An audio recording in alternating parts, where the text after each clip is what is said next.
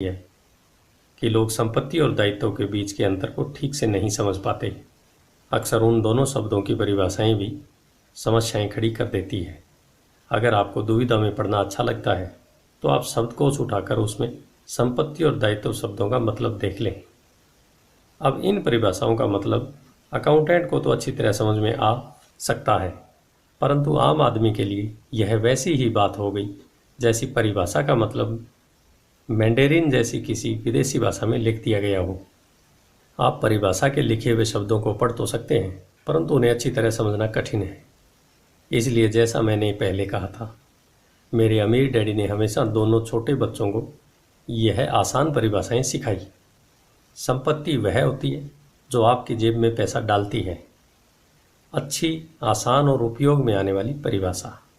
यह एक दायित्व का कैश फ्लो पैटर्न है। अब चूंकि संपत्ति और दायित्व को चित्रों से समझा दिया गया है, इसलिए शब्दों में दी गई परिभाषाओं को समझना ज़्यादा आसान होगा। संपत्ति वह चीज़ है जो आपकी जेब में पैसा डालती है। दायित्व वह चीज़ है जो आपकी जेब से पैसा निकालती है। वास्तव में आपको इतना ही जानने की ज़रूरत है। अगर आप अमीर बनना चाहते हैं तो आप जिंदगी भर संपत्ति खरीदते रहिए।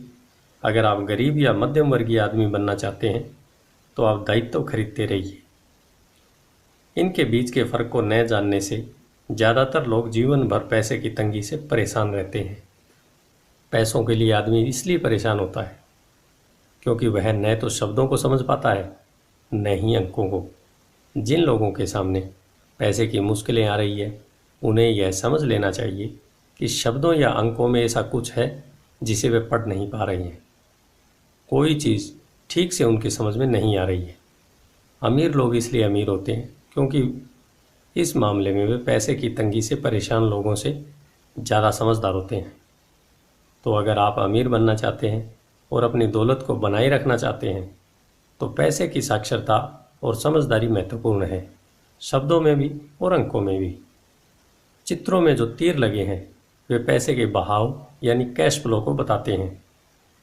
ध्यान रखिए, सिर्फ अंकों से पूरी बात समझ में नहीं आती है और सिर्फ शब्दों से भी पूरी बात समझ में नहीं आती है।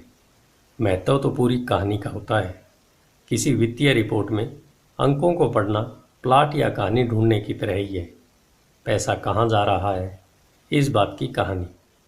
80% परिवारों की पैसे की कहानी यह होती है कि वे अमीर बनने के लिए कड़ी मेहनत करते जाते हैं। इसका कारण यह नहीं है कि वे पैसा नहीं कमाते। असली कारण यह है कि वे जिंदगी भर संपत्ति की जगह, उदाहरण के तौर पर यह एक गरीब आदमी या घर पर रहने वाले नौजवान का कैश फ्लो पैटर्न है। यह मध्यम वर्गीय आदमी का कैश फ्लो पैटर्न है। यह एक अमीर आदमी का कैश फ्लो पैटर्न है। जैसा कि आप देख सकते हैं, ये सभी चित्र बहुत ज़्यादा सरल बना दिए गए हैं। हम में से हर एक को जिंदा रहने के लिए खर्च करना पड़ता है। हम सभी को रोटी, कपड़ा और मकान की ज़रूरत होती है। चित्र यह बताते हैं कि गरीब, मध्यम वर्गीय और अमीर आदमियों की ज़िंदगियों में पैसा किस तरह आता जाता है। कैश फ्लो पूरी कहानी बता देता है।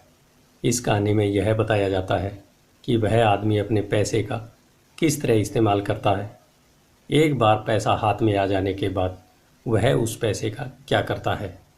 मैंने अपनी कहानी अमेरिका के सबसे अमीर व्यक्तियों से इसलिए शुरू की ताकि मैं यह बता सकूं कि इतने सारे लोगों की सोच में कहाँ गलती होती है। गलती यह होती है कि वे यह मानते हैं कि पैसे से सारी समस्याएं सुलझ जाती हैं। इसलिए जब लोग मुझसे फटाफट अमीर बनने के नुस्खे पूछते हैं तो मैं कांप जाता हूँ। या यह कि उन्हें कहाँ से शुरू करना चाहिए। मैं अक्सर सुनता हूँ, मैं कर्ज में हूँ इसलिए मुझे और ज़्यादा पैसा कमाना चाहिए। परंतु यह देखने में आया है कि ज़्यादा पैसे से समस्याएं नहीं सुलझती हैं। सच कहा जाए तो इससे समस्याएं और अधिक बढ़ सकती हैं। पैसा हमारी इंसानी कमज़ोरियों को अक्सर ज़्यादा उभार देता है। पैसा अक्सर हमारे ऐसे पहलू पर रोशनी डालता है जिसके बारे में हम अनजान रहते हैं। इसलिए अगर किसी आदमी को अचानक बहुत सी दौलत मिल जाए, जैसे पैतृक संपत्ति, तनख्वाह में भारी बढ़ोतरी या उसकी लॉटरी लग जाए, तो पैसा मिलने के कुछ समय बाद ही वह अपने पुराने हाल में पहुंच जाता है, और कई बार तो उससे भी बुरे हाल में। पैसा आपके दिमाग में चल रहे कैश फ्लो पैटर्न को उजागर करता है। अगर यह पैटर्न ऐसा है कि अपनी पूरी कमाई खर्च करना है, तो इस बात की बहुत संभावना है कि आपकी आमदनी बढ़ेगी तो आपका खर्च अपने आप बढ़ जाएगा। इसलिए यह कहावत सही है, मूर्ख और उसके पैसे से शानदार दावतें होती हैं। मैंने यह कई बार कहा है कि हम स्कूल इसलिए जाते हैं ताकि हम शैक्षणिक और व्यावसायिक काबिलियत हासिल कर सकें। निश्चित रूप से ये दोनों ही महत्वपूर्ण हैं। हमारी व्यावसायिक काबिलियत के कारण ही हम पैसा बनाना सीखते हैं। 1960 के दशक में जब मैं हाई स्कूल में था, यह माना जाता था कि अगर कोई पढ़ने लिखने में अच्छा है तो वह होनहार विद्यार्थी आगे जाकर डॉक्टर बनेगा। अक्सर उस बच्चे से यह नहीं पूछा जाता था कि क्या वह डॉक्टर बनना चाहेगा, यह मान लिया जाता था। इसका कारण यह था कि इस धंधे में सबसे ज़्यादा पैसा नज़र आता था। आज डॉक्टरों के सामने पैसे के बहुत बड़े संकट हैं, जो भगवान न करे किसी और के सामने हो। बीमा कंपनियां इस व्यवसाय पर काबू किए हैं, सरकार भी दखल दे रही है और अदालतों में मुआवजे के केस दायर हो रहे हैं इत्यादि। आज बच्चे बास्केटबॉल स्टार बनना चाहते हैं, टाइगर वुड्स की तरह गोल्फर बनना चाहते हैं, कंप्यूटर विशेषज्ञ बनना चाहते हैं, movie star, rock star, beauty queen या वॉल स्ट्रीट पर ट्रेडर बनना चाहते हैं। इसलिए क्योंकि अब दौलत, शोहरत और इज्जत इन्हीं जगहों में है। इस कारण स्कूल में बच्चों को अच्छा पढ़ने के लिए प्रेरित करना मुश्किल हो गया है। वे जानते हैं कि व्यावसायिक सफलता का शैक्षणिक सफलता के साथ कोई सीधा संबंध नहीं है, जैसा कभी हुआ करता था। चूँकि विद्यार्थियों में स्कूल छोड़ते समय पैसे की कोई समझ नहीं होती है, इसलिए करोड़ों पढ़े लिखे लोग अपने कारोबार में तो सफल हो जाते हैं, परंतु बाद में वे पैसे की तंगी से जूझते रहते हैं। वे और ज़्यादा मेहनत करते हैं, परंतु अपनी समस्याओं से जीत नहीं पाते। उनकी शिक्षा में कमी यह नहीं है कि उन्हें पैसा कमाना नहीं सिखाया गया है, बल्कि यह है कि उन्हें पैसा खर्च करने का तरीका नहीं सिखाया गया है। पैसा बनाने के बाद उसका किस तरह इस्तेमाल किया जाए और उसे किस तरह संभाला जाए, इसे पैसे की समझ कहते हैं। पैसा एक बार कमाने के बाद उसका क्या किया जाए, इसे अपने पास कितने लंबे समय तक रोका जाए और अपने पैसे से कड़ी मेहनत कैसे करवाई जाए। ज़्यादातर लोग यह नहीं बता पाते कि उनकी पैसे की तंगी का कारण क्या है। ऐसा इसलिए होता है क्योंकि उनमें कैश फ्लो की समझ नहीं होती। कोई आदमी बहुत पढ़ा लिखा हो सकता है, अपने कारोबार में सफल हो सकता है, परंतु हो सकता है कि उसमें पैसे की बिल्कुल भी समझ न हो। ऐसे लोग अक्सर ज़रूरत से ज़्यादा कड़ी मेहनत करते हैं, क्योंकि उन्होंने कड़ी मेहनत करना तो सीखा है, परंतु पैसे से अपने लिए कड़ी मेहनत करवाना नहीं सीखा। यह कहानी बताती है कि पैसे का सुख भरा सपना किस तरह दुख भरे सपने में बदल जाता है। कड़ी मेहनत करने वाले लोगों की फिल्मी कहानी एक घिसे पिटे ढर्रे पर चलती है। हाल ही में शादीशुदा, खुश, बहुत पढ़े लिखे पति पत्नी साथ साथ किराए के मकान में रहने लगते हैं। जल्दी ही उन्हें यह लगने लगता है कि वे पैसा बचा रहे हैं, क्योंकि दो लोगों के साथ साथ रहने का खर्च भी लगभग उतना ही होता है जितना कि अकेले आदमी का। समस्या यह है कि जिस अपार्टमेंट में वे रहते हैं वह छोटा है। वे अपने सपनों का घर खरीदने के लिए पैसा बचाने लगते हैं ताकि वे बच्चे पैदा कर सकें। अब उनके पास 2 तनख्वाहें होती है और वे अपने करियर पर ज़्यादा ध्यान देने लगते हैं। उनकी आमदनी बढ़ने लगती है। जैसे जैसे उनकी आमदनी बढ़ने लगती है, उनके खर्च भी वैसे ही बढ़ने लगते हैं। ज़्यादातर लोगों के लिए पहले नंबर का खर्च होता है टैक्स। कई लोग सोचते हैं इनकम टैक्स, परंतु ज़्यादातर लोगों के लिए सबसे बड़ा टैक्स होता है सोशल सिक्योरिटी टैक्स। कर्मचारी को एक सा लगता है कि social security tax Medicare tax को मिलाकर कुल टैक्स लगभग 7.5% के करीब होता है, परंतु हकीकत में यह 15% होता है, क्योंकि आपके बॉस को भी सोशल सिक्योरिटी की उतनी ही रकम मिलानी पड़ती है।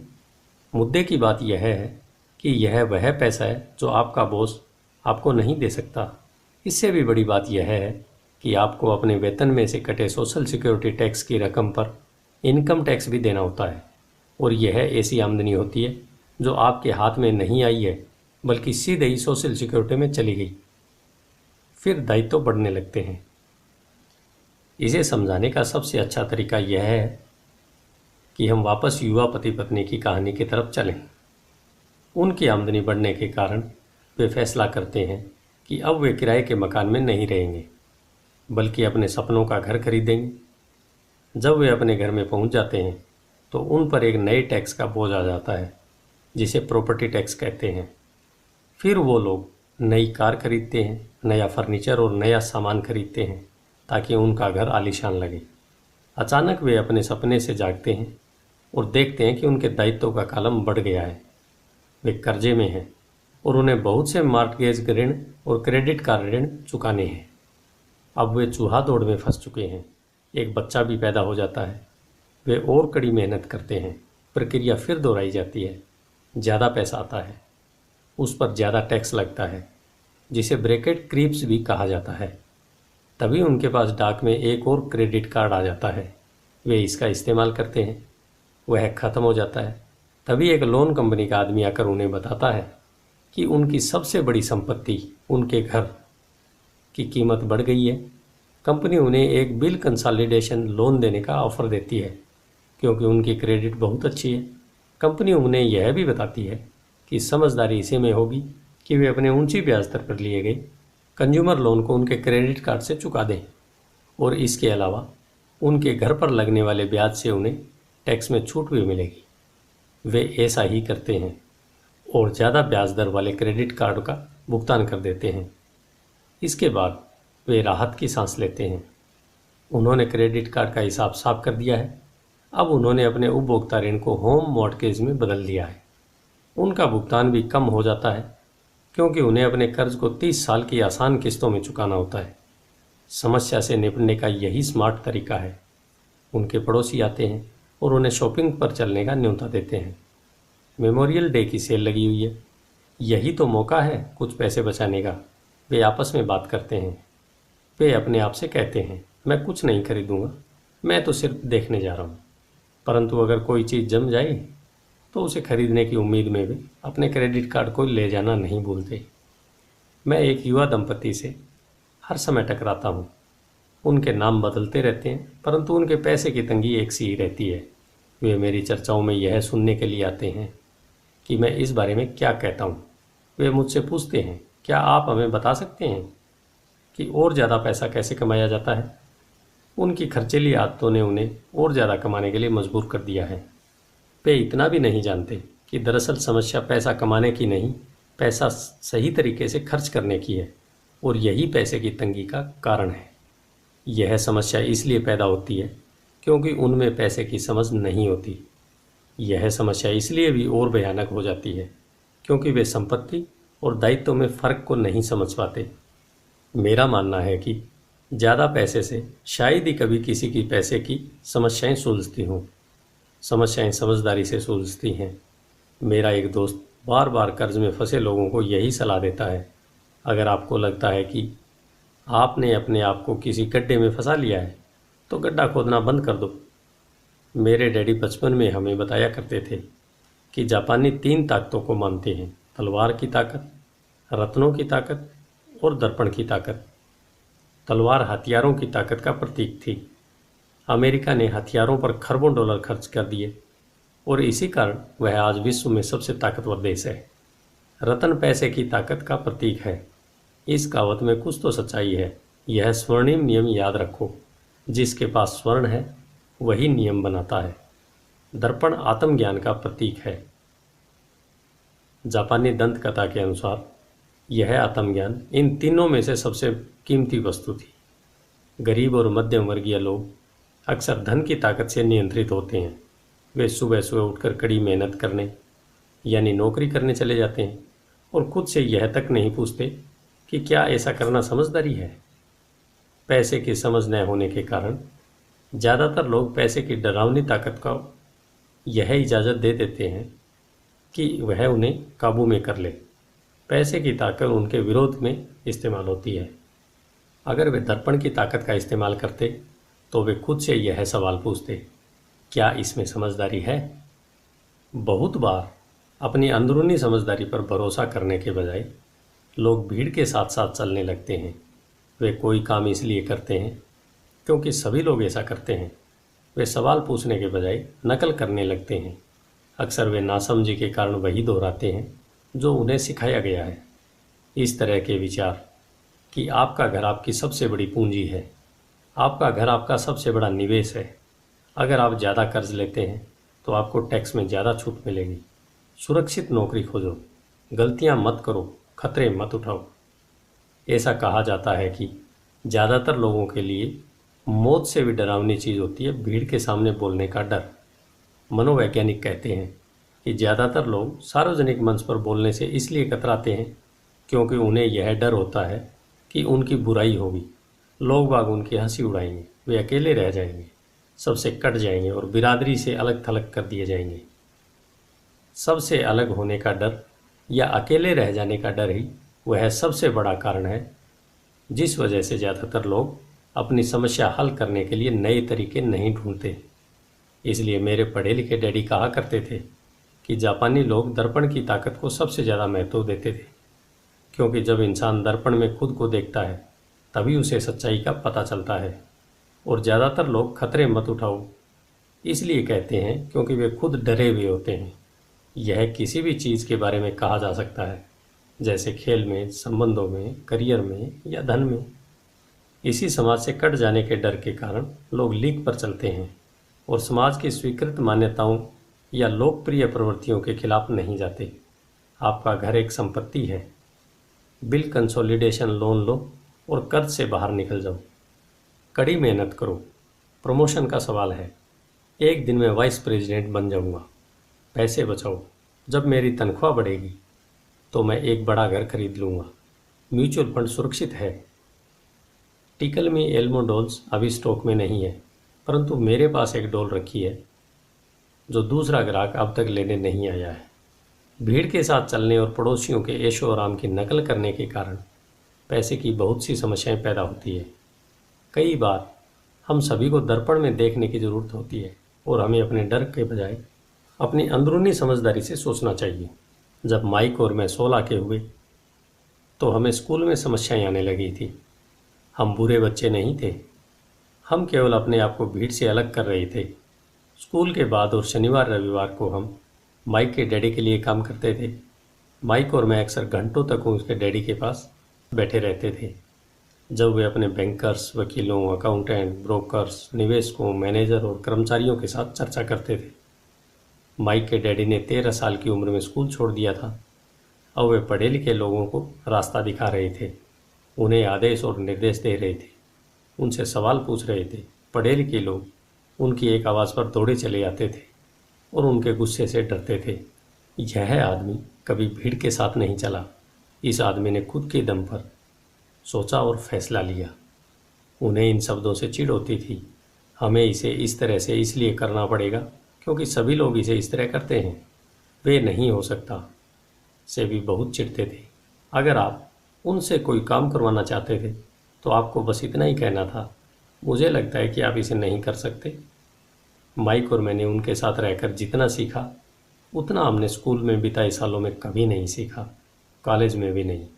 माइक के डैडी के पास स्कूल की शिक्षा तो नहीं थी, परंतु उनके पास पैसे की शिक्षा थी और इसी कारण वे सफल भी थे। वे हमें बार बार बताया करते थे, एक समझदार व्यक्ति अपने से ज़्यादा समझदार लोगों को नौकरी पर रख सकता है। इसलिए माइक और मुझे समझदार लोगों की बातें सुनने और उनसे सीखने का लाभ मिला। परंतु इसके कारण माइक और मैं दोनों ही उन सामाजिक मान्यताओं के साथ नहीं चल पाए जो हमारे शिक्षक हमें बताते थे और इस वजह से कई समस्याएं पैदा हो गई। जब कोई टीचर कहता था, अगर तुम्हें अच्छे नंबर नहीं मिलते हैं तो तुम दुनिया में कुछ नहीं कर सकते, तो माइक और मैं अपनी भौहें चढ़ा लेते थे। जब हमें घिसे पिटे डर्रे पर चलने को कहा जाता था और नियमों का अक्षरशः पालन करना सिखाया जाता था तो हमें यह लगता था कि स्कूली शिक्षा दरअसल रचनात्मकता का गला घोंट देती है। हम अमीर डैडी की यह बात समझने लगे थे कि स्कूलों को इसलिए बनाया गया है ताकि वहाँ अच्छे कर्मचारी तैयार हों, न कि अच्छे मालिक। कभी कभार माइक या मैं टीचर से पूछते थे कि हम जो पढ़ रहे हैं उनकी असली ज़िंदगी में क्या उपयोगिता है, या यह है कि हमें पैसे के बारे में क्यों नहीं पढ़ाया जाता। दूसरे सवाल का अक्सर हमें यह जवाब मिलता था कि पैसा महत्वपूर्ण नहीं है, और अगर हम अच्छी पढ़ाई लिखाई करेंगे तो पैसा अपने आप मिलने लगेगा। हम पैसे की ताकत के बारे में जितना ज़्यादा जानते थे, अपने शिक्षकों और सहपाठियों से उतना ही दूर होते जाते थे। मेरे पढ़े लिखे डैडी ने कभी मुझ पर अच्छे नंबरों के लिए दबाव नहीं डाला। मुझे इस बात पर हैरानी होती है कि उन्होंने ऐसा क्यों नहीं किया, परंतु हम लोगों में पैसे को लेकर अक्सर वाद विवाद होने लगे थे। जब मैं 16 साल का हुआ तो मेरी पैसे की बुनियाद मेरे मम्मी डैडी से अच्छी हो चुकी थी। मैं हिसाब किताब रख सकता था। मैं tax accountants, corporates attorney, bankers, real estate brokers, निवेशकों इत्यादि की बातें सुनता था। मेरे डैडी शिक्षकों की बातें करते थे। एक दिन मेरे डैडी मुझे बता रहे थे कि हमारा घर हमारे लिए सबसे बड़ा निवेश क्यों है। इस बात को लेकर हम दोनों में बहस हो गई। जब मैंने उन्हें यह बताया कि घर हमारे लिए एक अच्छा निवेश क्यों नहीं है, आगे आने वाले चित्र से यह साफ हो जाता है कि अपने अपने घरों को लेकर मेरे अमीर डैडी और मेरे गरीब डैडी के विचारों में कितना अंतर था। एक डैडी के हिसाब से उनका घर एक संपत्ति थी, जबकि दूसरे डैडी के हिसाब से यह एक दायित्व था। मुझे याद है, मैंने नीचे वाला चित्र खींचकर अपने डैडी को कैश फ्लो की दिशा समझाने की कोशिश की थी। मैंने उन्हें यह भी बताया था कि घर के साथ साथ उनसे जुड़ी कुछ दीगार खर्च भी बढ़ जाते हैं। एक ज़्यादा बड़े घर का मतलब था और ज़्यादा खर्च, और इसका मतलब यह था कि कैश फ्लो खर्च के कॉलम से होकर गुजरता रहता था। आज ही लोग बाग मुझसे इस बात पर बहस करते हैं कि उनका घर संपत्ति क्यों नहीं होता। मैं जानता हूँ कि बहुत से लोगों के लिए खुद का घर उनका सबसे बड़ा सपना होता है, और इसलिए वे इसे अपना सबसे बड़ा निवेश मानते हैं। अपने घर के मालिक होने से ज़्यादा अच्छा कुछ भी नहीं है। मैं इस लोकप्रिय मान्यता को देखने का एक और नज़रिया सुझाना चाहता हूँ। अगर मैं और मेरी पत्नी एक ज़्यादा बड़ा और आलीशान मकान खरीदने की बात सोचते हैं, तो हम जानते हैं कि यह एक संपत्ति नहीं होगी, बल्कि एक दायित्व होगा, क्योंकि इससे हमारी जेब से पैसा निकल जाएगा। तो यह रहा मेरा तर्क। हालांकि ज़्यादातर लोग मुझसे सहमत नहीं होंगे, क्योंकि घर एक भावनात्मक चीज़ होती है, और जब पैसे का सवाल आता है तो भावनाएं पैसे की समझ को हरा देती हैं। मुझे व्यक्तिगत अनुभव से पता है कि पैसा हर फैसले को भावनात्मक बना देता है। नंबर 1, जब घर की बात आती है तो मैं यह बताना चाहता हूँ कि ज़्यादातर लोग उस घर की कीमत चुकाने के लिए ज़िंदगी भर काम करते हैं, जिसके वे कभी पूरी तरह मालिक नहीं होते। दूसरे शब्दों में, ज़्यादातर लोग एक घर खरीदने से कुछ सालों बाद दूसरा घर खरीदते हैं, और हर बार अपने पहले मकान के लिए जो कर्ज वे लेते हैं, उस पर उनके पास हर बार सिर्फ फिर से 30 साल का नया कर्ज होता है। नंबर 2, हालांकि लोगों को मॉर्गेज पेमेंट पर ब्याज के लिए टैक्स में छूट मिलती है, परंतु वे अपने दीगर खर्चों के लिए टैक्स के साथ मिलने वाले डॉलरों का उपयोग करते हैं, अपनी मॉर्गेज को पूरी तरह चुकाने के बाद भी। Number 3, property tax. मेरी पत्नी के मम्मी डैडी को धक्का लगा जब उनके घर का प्रॉपर्टी टैक्स $1000 प्रति माह तक पहुंच गया। यह तब हुआ जब वे रिटायर हो चुके थे, और इस बढ़ोतरी से उनका रिटायरमेंट के बाद का बजट गड़बड़ा गया और उन्हें मजबूरन मकान बदलना पड़ा। नंबर 4, घर की कीमत हमेशा नहीं बढ़ती। मेरे कुछ दोस्त हैं जिन्होंने अपने घर के लिए कर्ज लिया था। उन्हें $10 लाख से भी ज़्यादा का कर्ज चुकाना है, पर आज उस घर की कीमत $7 लाख से ज़्यादा नहीं है। नंबर 5, सबसे बड़े नुकसान अवसर गंवाने की वजह से होते हैं। अगर आपका सारा पैसा मकान में फंसा रहता है तो आपको ज़्यादा कड़ी मेहनत करनी पड़ती है ताकि आपका खर्च चलता रहे। इस दौरान आपके संपत्ति वाले कॉलम में कोई बढ़ोतरी नहीं होती है। अगर एक युवा पति पत्नी शुरुआत में ही अपना पैसा संपत्ति वाले कॉलम में लगाएं तो उनके आगे के साल आराम से गुजरेंगे, खासकर उस समय जब वे अपने बच्चों को कॉलेज में भेजेंगे। इस दौरान उनकी संपत्ति भी बढ़ जाएगी और उनके खर्चे भी आराम से निकलते रहेंगे। अक्सर ऐसा होता है कि आपका घर आपके बढ़ते हुए खर्च के भुगतान के लिए होम इक्विटी लोन का साधन बन जाता है। संक्षेप में, अपना घर खरीदने का फैसला बहुत खर्चीला पड़ता है। इसके बजाय बेहतर यह होगा कि जल्दी ही इन्वेस्टमेंट पोर्टफोलियो बना लिया जाए। किसी आदमी पर इसका असर कम से कम 3 तरह से पड़ता है। नंबर 1, समय की बर्बादी, क्योंकि इस दौरान दूसरी संपत्तियों का मूल्य बढ़ गया होता है। नंबर 2, अतिरिक्त पूंजी की बर्बादी, जिसे दोबारा निवेश किया जा सकता था, जबकि घर खरीदने के बाद आपको घर से सीधे जुड़े बहुत से खर्चे उठाने पड़ते हैं। नंबर 3, शिक्षा की बर्बादी। अक्सर ऐसा होता है कि लोग यह मानते हैं कि उनकी संपत्ति वाले कॉलम में उनका घर, बचत और रिटायरमेंट प्लान आते हैं।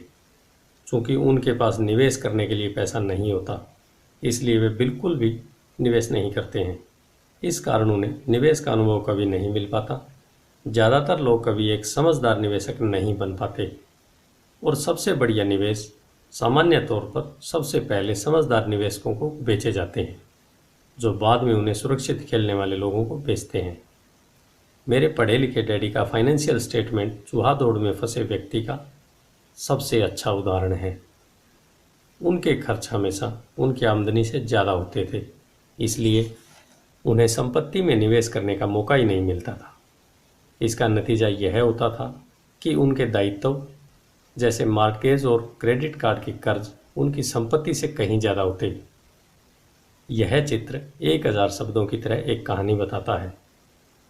पढ़े लिखे डैडी का फाइनेंशियल स्टेटमेंट। दूसरी तरफ मेरे अमीर डैडी का फाइनेंशियल स्टेटमेंट यह दिखाता है कि वे जी जान लगाकर निवेश कर रहे थे और उन्होंने अपने दायित्वों को कम से कम रखा था। अमीर डैडी का फाइनेंशियल स्टेटमेंट।